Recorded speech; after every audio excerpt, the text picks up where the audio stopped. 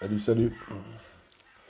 Donc aujourd'hui, la thématique, ça va être différencier la spiritualité et les manifestations de l'esprit.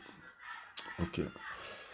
Donc on a vu toutes les entités qui se retrouvaient dans l'astral, ça soit aussi bien ce qui est en haut, ce qui est en bas, tout ce qui est angélique, maître ascensionné, ce qui est en bas, tout ce qui est... C'est en bas, on s'en fout.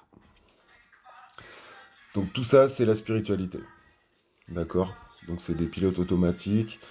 Quand vous avez des gens qui font des tirages de cartes, qui connectent à l'ange Michael, qui connectent... c'est toujours les mêmes énergies auxquelles ils se connectent, mais surtout ils ne se connectent pas à eux, quoi.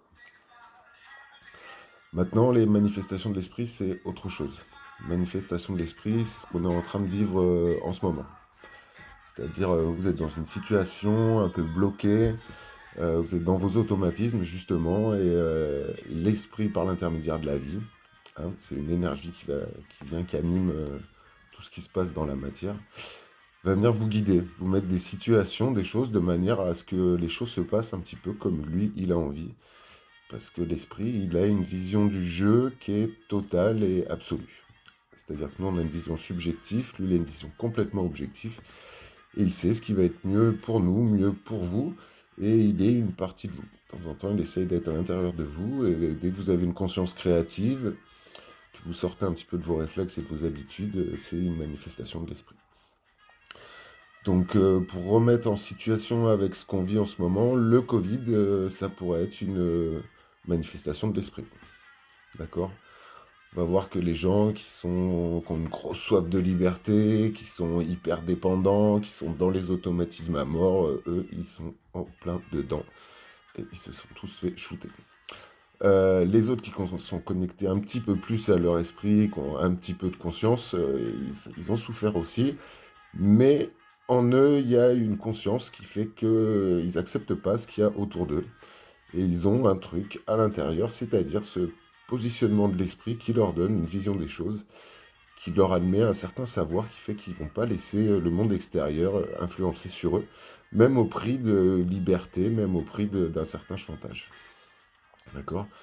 L'esprit, ça peut être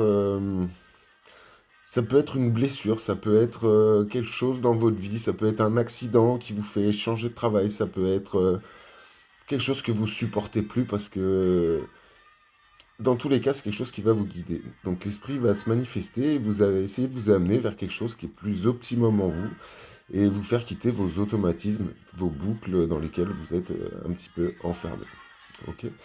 L'esprit, on peut le voir aussi comme une sorte de manifestation électrique qui passe un petit peu dans toute chose.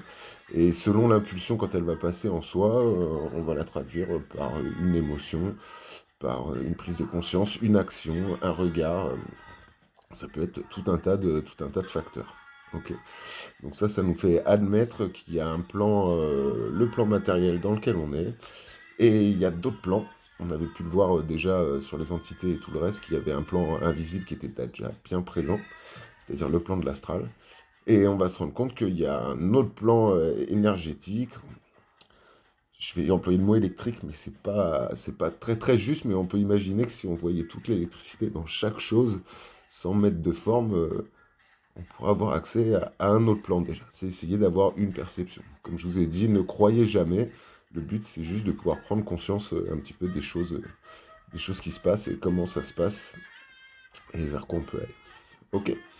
Donc, tous les gens qui vont commencer à être davantage créatifs, d'être davantage autonomes, qui vont commencer à comprendre que la notion de liberté, elle est un petit peu liberté, libre arbitre. Quand on voit le monde dans lequel on vit, on se rend bien compte que la liberté, c'est surtout de comprendre ce qui se passe.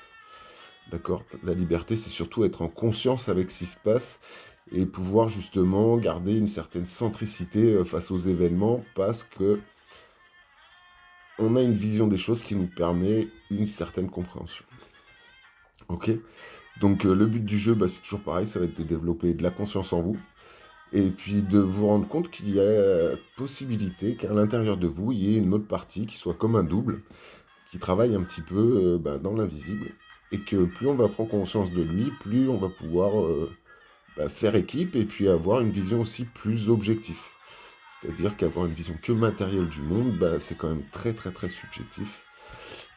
Et se rendre compte qu'il y a une partie invisible qui est très puissante et qui a une grosse action sur la matière, c'est pas mal non plus. Ok? Donc on va essayer au fil des explications de prendre conscience de ça, essayer de créer dans la parole. Moi je prépare rien. Et le but c'est aussi que vous ayez votre propre démarche et que ça vous ouvre à certaines portes. Allez, ciao, bisous à tous.